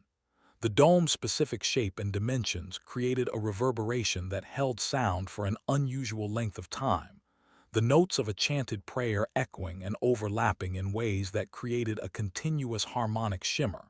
Singing in the Hagia Sophia was not the same as singing anywhere else. The building participated in the music. The choirs that sang the liturgy in the Hagia Sophia through the centuries were singing in a building that sang back. On the night of May 28, 1453, the last full Byzantine liturgy in the Hagia Sophia, the chanting filled the dome. The acoustic properties of the building had not changed. The reverberation was what it had always been. The sound that the building made around the human voices was the same sound it had been making for 900 years. We cannot hear it now. We know it happened. The specific quality of that sound in that building on that night is one of the great lost sounds of human history. Let me give you a conversation between Anna and Nikephoros. It is approximately 3 weeks before the final assault. He has come home from the wall repair crew. She has stayed awake. He sits down. He is gray with stone dust. She gives him food. He eats. After a while she asks, "What is it like?" He is quiet for a moment. He says loud. She waits. He says, "The wall is worse than they're letting on. They fill it every night, but the cannon fires again in the morning." She absorbs this. He says Giovanni Giustiniani is good. The Genoese are good. The emperor is on the walls every day. The people are trying. She says, "Will it be enough?" He is quiet for a long time. He says, "I don't know." This is the most honest thing that can be said, and they both know it. The specific honesty of people who have been married long enough to stop managing each other's feelings and to speak directly instead. She says, "Should we try to leave?" He says, "On what ship, with what money, and go where?" The answer to all 3 questions is the same. There is no good answer. She says, "I know." They sit with it. This is a city they were born in. These are the streets they have walked their whole lives. These are the churches they married in and baptized their children in. The graves of their parents are in this city. Where would they go? The conversation ends there without resolution, because there is no resolution available to them, because leaving and staying are both impossible in their own ways, because they are exactly in the position that millions of people throughout history have been in. Present at the end of the world they know, unable to save it and unable to leave it. They stay. They go to sleep. In the morning, he goes back to the walls. Let me tell you about a specific detail from the fall that I find, across 5 centuries, still affecting. When the Ottoman soldiers entered the Hagia Sophia through the doors, the congregation inside continued praying. Not in a performative way, not as a dramatic statement, but because the prayer was what they were doing, and the doing of it was the only thing available to them. And it was something to do with their bodies and their voices in the moment when the doors opened, and the world they knew entered its final phase. They continued praying. The soldiers came through the doors, and the people continued praying. For a few minutes, according to the accounts, both things were happening simultaneously. Then they stopped. Not because the prayer was finished. It was not finished. But because the soldiers were in the building and the situation required other responses than prayer. But for those few minutes, the prayer continuing. The specific human impulse toward the sacred even in the moment of its ending. This is not a religious statement. It is an observation about what human beings do when they are at the absolute limit of their resources and they have no practical recourse. They keep doing the thing they know how to do. They keep praying the prayer. They keep singing the song. They keep making the bread. They continue until they cannot. Let me tell you about what Maimed built. Because the story of Constantinople after 1453 is not only loss, it is also the specific thing that replaced the loss, and that thing was extraordinary in its own way. Maimed II, who renamed himself after the conquest Fatih, the conqueror, spent the rest of his reign building Istanbul. He was not interested in a ruined trophy. He was interested in a functioning capital. He built the Topkapi Palace, which would be the center of Ottoman imperial government for 4 centuries. He built the Grand Bazaar, the covered market that is still operating today, still selling goods under the same vaulted roofs, the largest covered bazaar in the world. He built mosques and schools and hospitals. He imported craftsmen and scholars and merchants from across his empire. He rebuilt the aqueducts that supplied the city with water, the Byzantine aqueducts that had been damaged and disrupted during the siege. He restored the trade routes that made the city wealthy. The Bosphorus under Ottoman control became, for the next century, as commercially significant as it had been under Byzantine control. Perhaps more so, as the Ottoman Empire at its peak was a major player in every trade route between the East and West. He wanted the city. He took care of the city. The city under Maimed and his successors became, again, one of the great cities of the world. Different, transformed, Ottoman rather than Byzantine, Muslim rather than Christian at its center, Turkish rather than Greek as its primary language. But great. And now truly the close. You have been in Constantinople for what feels like the right nt of time to be in a city that was the center of the world for 1,000 years. You have been in the bread making before dawn. You have been on the walls in the dark, carrying rubble. You have been in the Hagia Sophia with the dome above you and the incense, and the chanting that the building sang back. You have been in the dinner, where the commanders understood what was coming and went back to the walls anyway. You have been at the moment the doors opened. And you have been in the long aftermath, the books going to Florence, the scholars arriving in Venice, the Platonic Academy opening, the Renaissance beginning from the ending. You have been with Maimed pouring earth over his head at the entrance to the Hagia Sophia. You have been with Anna and her children. You have been with the 10-year-old Basil, who carried 2 worlds inside him from the age of 10. This is Constantinople. Not a date in a history book. A place. A civilization. 1,000 years of people waking up and making bread and going to the market, and praying in the largest church in the world and arguing about theology and carrying rubble at night, and falling in love and dying, and being buried in the city they were born in. And then one day in May, the cannon hit the wall in the right place, and the Janissaries came through, and the world changed. And then the city continued. It continues now. The dome is still standing. Sleep.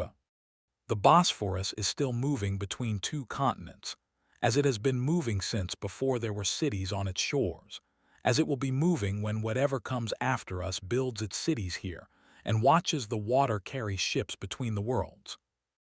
The water doesn't stop. Neither do we. Good night. Let me give you the neighborhoods. Constantinople was not one place.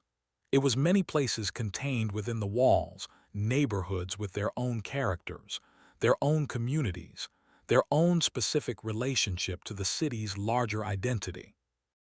The Fanner, the district that would later be known as Fenner, was the neighborhood of the Greek upper class, the Phanariots, who would in subsequent Ottoman centuries become influential intermediaries between the Ottoman government and the Greek Orthodox community.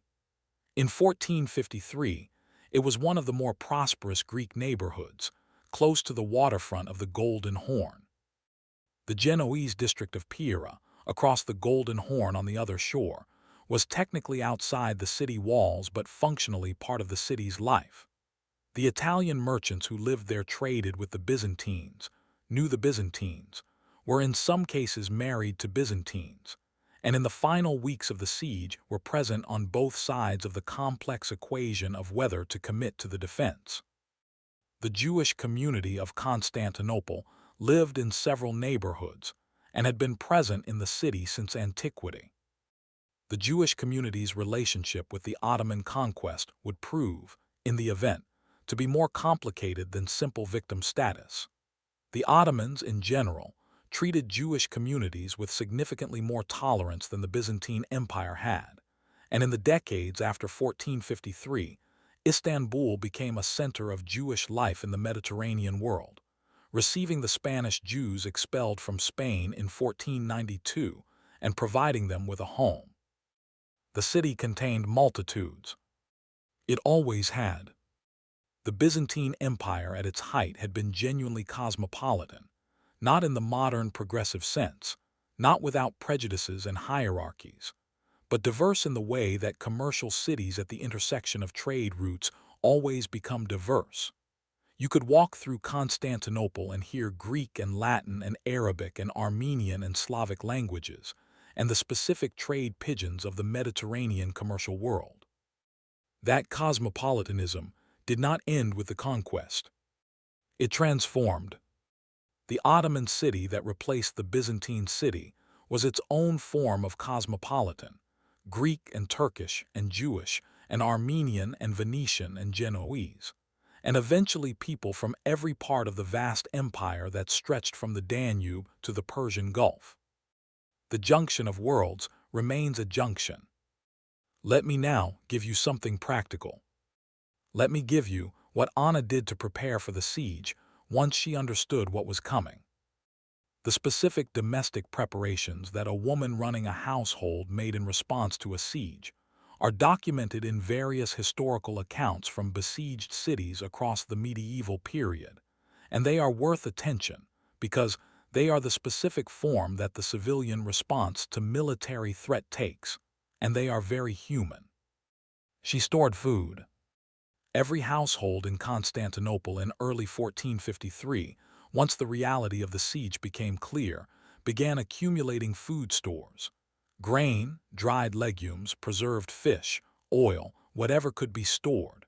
The price of everything went up as demand increased and supply decreased. Anna paid more than she would normally pay and less than she would normally buy, and accepted this as the cost of the situation. She stored water.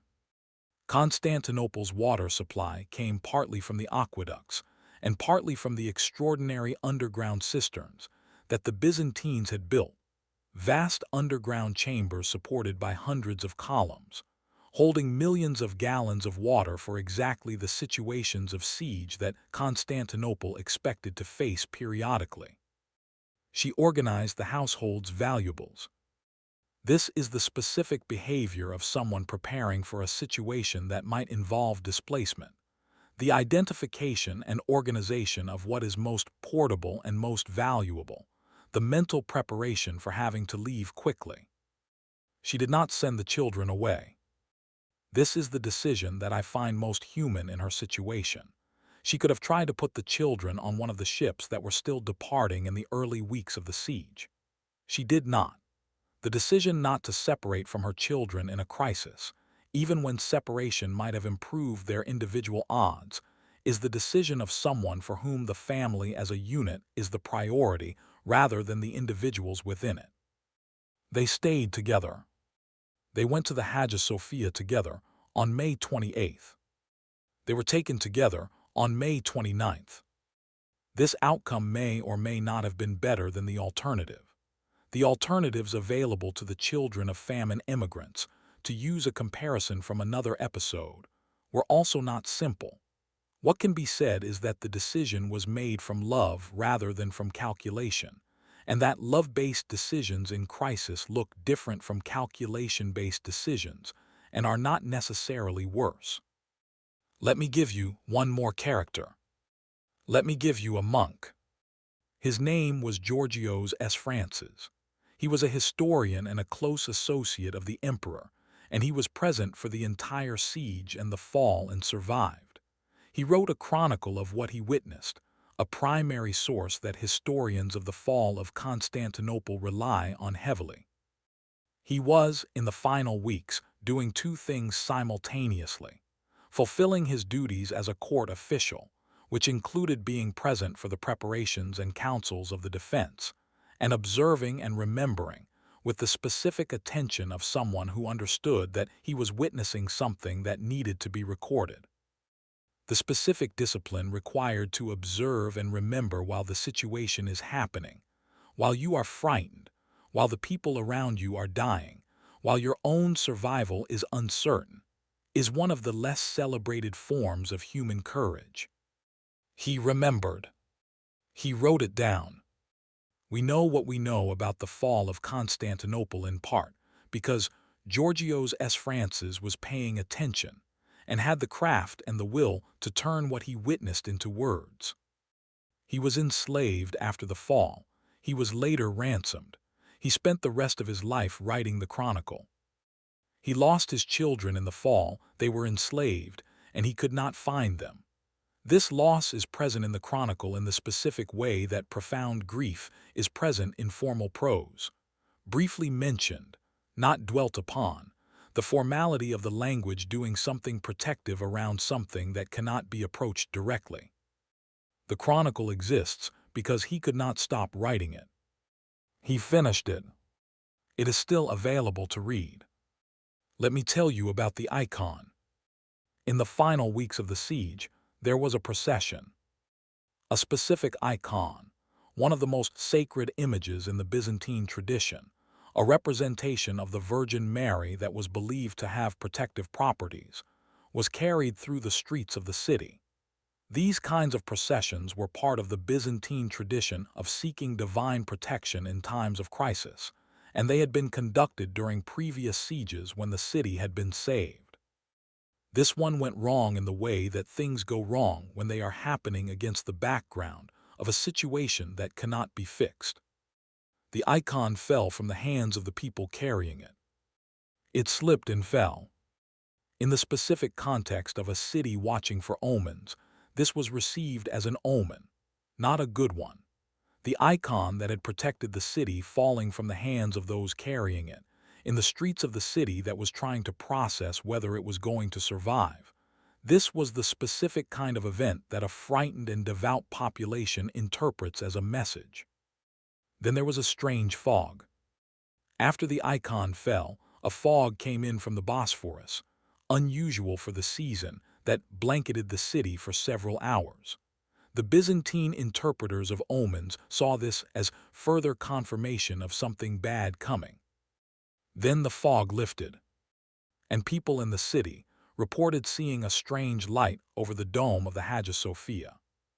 Whether any of these things actually happened as described, or whether the accounts represent the specific distortions that frighten people and later chroniclers apply to events in crisis periods, is impossible to determine definitively. What they represent is the specific psychological state of a community that is processing its fear through the interpretive frameworks it has, in this case, the Byzantine Christian tradition of divine signs and portents. They were afraid. They expressed their fear in the language available to them. We express our fear in the language available to us. The language changes. The fear is the same. Now, finally, let me bring you all the way back to the present. To wherever you are, your room, your warmth, the specific present-day ordinariness of a life not under siege. You are in a city, probably, or near one. The city has been there for some period of time, maybe decades, maybe centuries, maybe in a few extraordinary cases millennia. The people in it right now are doing what people in cities always do: making bread, going to market, having the difficult conversations, maintaining the things that need maintaining, praying in whatever form prayer takes for them, falling in love, worrying about their children. The city you are in will eventually be different from the city it is now. Not necessarily fallen. Most cities are not taken by siege anymore, but changed, transformed, the specific culture of this moment replaced by something that cannot quite be predicted from where we stand. That is the lesson of Constantinople. Not despair. The lesson is not that everything ends badly. The lesson is that what ends becomes the material for what follows. Byzantium produced the Renaissance. The Ottoman Empire produced Istanbul. Istanbul produced the modern city that is one of the great cities of the 21st century. The spider weaves the curtains. The owl calls the watches. But the building is still standing. And people are still entering it and looking up at the dome and feeling something they cannot name. That feeling has been felt for 1,500 years. It will be felt by people not yet born. Sleep. The dome is still standing. The Bosphorus is still moving. The city continues. Good night. Let me give you the last days in more granular detail, because the pace of what happened in the final 72 hours deserves the close attention. May 26th, 3 days before the fall. The Ottoman camp was preparing visibly. The repair crews coming back from the walls at night reported that the Ottoman forces across the ditch were moving with a different energy, more purposeful, more organized. The watchers on the towers could see the activity in the camp. Mehmed had been consulting with his commanders. The siege had been going on for 7 weeks. The cannon had done damage, but the walls were still holding. His advisors were divided, some counseling lifting the siege, arguing that the fortifications were simply too strong and the cost was too high. Mehmed rejected this. He ordered the final assault for May 29th. He gave his forces 2 days to prepare. He also, in those 2 days, made one more attempt to end the siege without bloodshed. He sent another envoy to Constantine Zai offering terms: surrender the city, accept Ottoman sovereignty, and the inhabitants would be spared, and the emperor could retain the Peloponnese as a territory. Constantine Xi refused. He said in the words that the chroniclers give him, "The city I am prepared to give, but my life never." Whether he said exactly these words is unknowable. The decision they represent was his. He would not surrender the city. May 27th. The preparations continued on both sides. Inside the city, the defenders were being given final instructions, the defensive positions being confirmed, the small reserve forces being positioned. The Venetian and Genoese commanders met with Byzantine officers to coordinate the final defense. Outside the city, the Ottoman army was resting and preparing, and being addressed by its officers about what was coming. In the city's neighborhoods, the information that the final assault was imminent spread through the civilian network. Euphrosyne, who knew everything, had it from a woman whose husband was on the wall and came home with it in his face. Anna heard it from Euphrosyne. She told Nikephoros that evening. He said, "I know." He had known for 2 days. He had not told her because he had not known how to, and because knowing had not changed what they were going to do. They were going to stay. They were going to pray. They were going to keep doing the things that kept the household going, until the household could no longer be kept going. That was the plan. May 28th. The day of the final liturgy. The day began with the emperor making a final inspection of the walls, every section, every commander, every position. He was seen by the soldiers, and he spoke to them in the way that commanders speak to soldiers on the eve of battle when they know the odds and the soldiers know the odds and the Speaking is not about changing the odds, but about maintaining the will to do what the odds require. He rode along the walls. He spoke. He was seen. In the afternoon, there was the gathering in the Blasharny Palace, the emperor addressing his commanders, thanking them, asking forgiveness. The accounts of this moment describe it as a scene of considerable emotion, men who had spent 7 weeks defending an impossible position, in full knowledge that the final assault was hours away, receiving the thanks of the man they had been serving. They wept, several accounts say, including the emperor. Byzantine men wept. This is documented, and it is worth noting, because the specific cultural convention that prohibits men from public emotion is not universal and was not Byzantine. The display of grief and gratitude in that room was real and was not considered unmanly. Then the liturgy. Then the streets emptying as people moved toward the Hagia Sophia. Then the church filling. Then the long chanting into the night. Then Constantine Zai leaving to go to the walls. Then the dawn. May 29th, the early hours. The Ottoman assault began approximately 3 hours before dawn.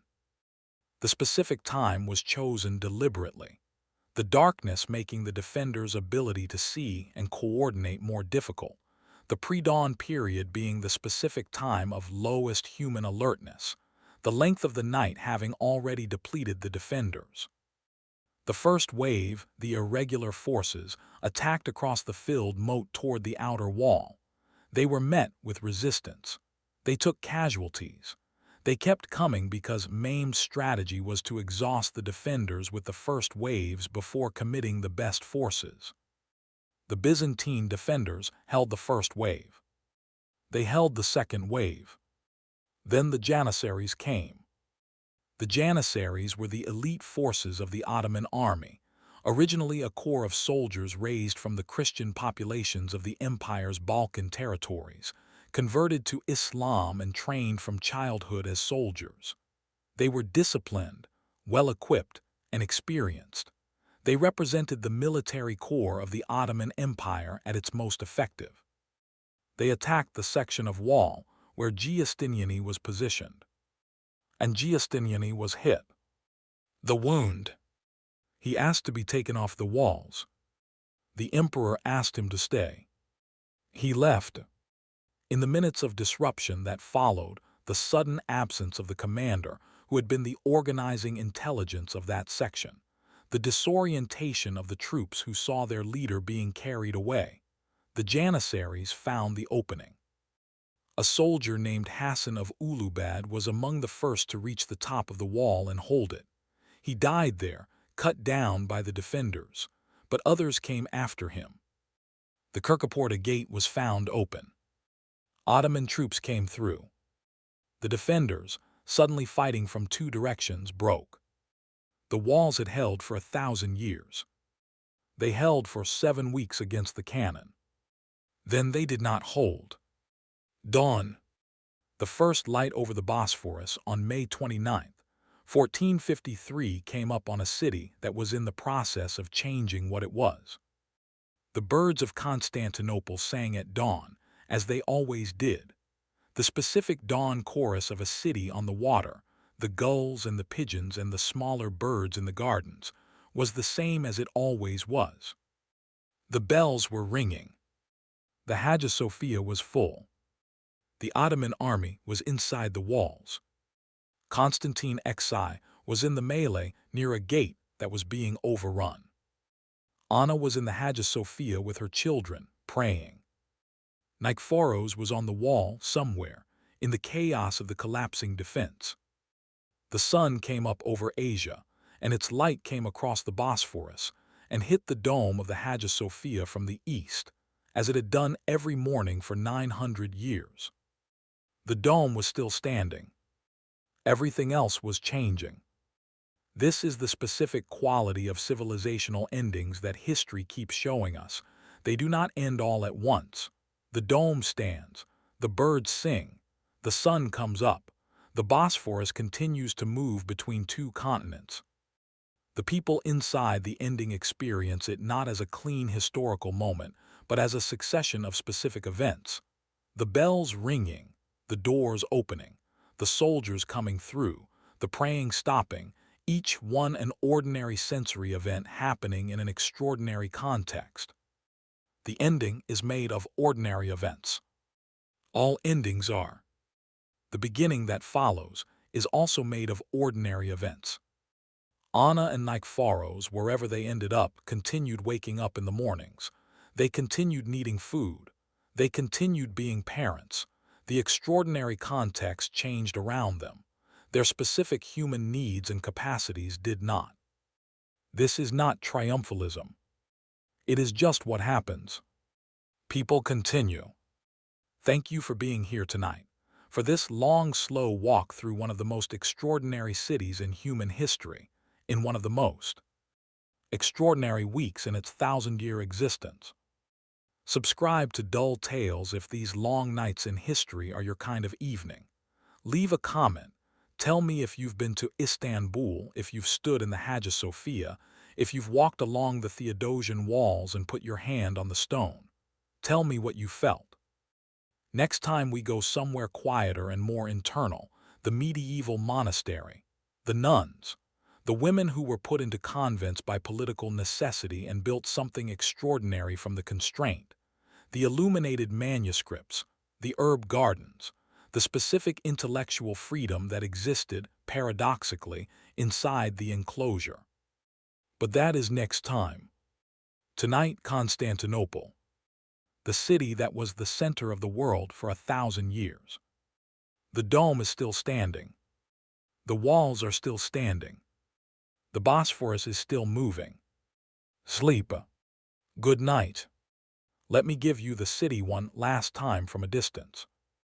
The specific view of Constantinople that travelers approaching by sea described across the centuries, coming around the point of Seraglio, the peninsula coming into view, the domes and towers of the city rising from the water, was one of the most spectacular approaches to any city in the medieval and early modern world. The dome of the Hagia Sophia was visible from far out at sea. Not just visible, landmark visible, the specific feature that told sailors they had arrived, that oriented their navigation, that said, "Here is the city." For 1,000 years, sailors coming in from the Marmara Sea would look north and see the dome first, then the walls, then the city filling in below as they approached. Venetian merchants coming from their warehouses on the Rialto, Genoese traders from Kaffa on the Black Sea, Arab scholars coming to the libraries, Slavic emissaries from the kingdoms to the north, crusaders from the west, some of whom had never seen a city this large. All of them the dome first. For 1,000 years the dome said, "You are here." On the morning of May 30th, 1453, any ship approaching from the Marmara Sea would see the same dome. It was still standing. It had been given a new identity. But it was there. It is still there. Let me give you the specific sound of the Bosphorus. The Bosphorus is not a silent water. It is a strait with currents running in complex patterns. The surface current moving from the Black Sea south toward the Marmara, a countercurrent below it moving the other way, the meeting of these creating the specific turbulence that sailors have navigated for thousands of years. It has a sound, the sound of moving water, the sound of gulls, the sound of ships rigging in the wind, on still nights the sound of distant voices carrying across water. In 1453, on the nights of the siege, the sound of the cannon fire would have reached the ships in the harbor and the fishing boats on the water and the monastery on the Asian shore, carrying across the specific acoustic properties of the strait. The cannon sound is gone. The water sound is the same. People who have been to Istanbul describe the sound of the Bosphorus as one of the city's defining sensory experiences. The moving water between the continents, the gulls, the ferries now where the medieval galleys were, but the same water, the same movement, the same specific sound of time passing. Anna heard that water her whole life. Nikephoros repaired walls that looked down on it. Constantine XI died within sight of it.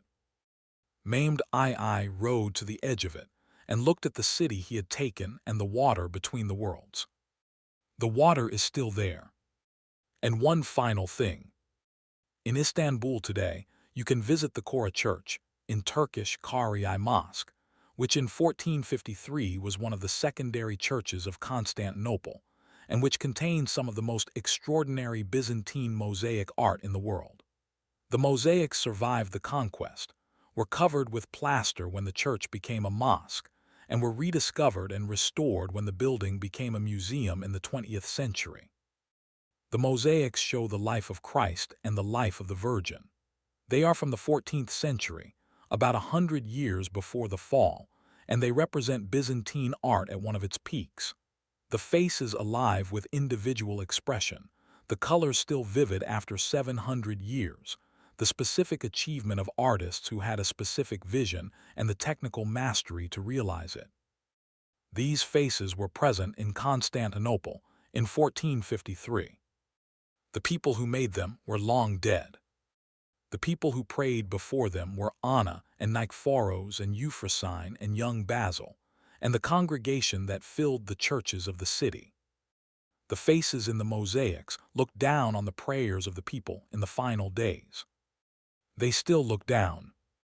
If you stand in the Kora Church today and look at the face of the Virgin in the apse, you are looking at something that the people of 1453 Constantinople looked at. The specific gaze of the mosaic, directed at whoever is in the building, has been directed at people for 700 years.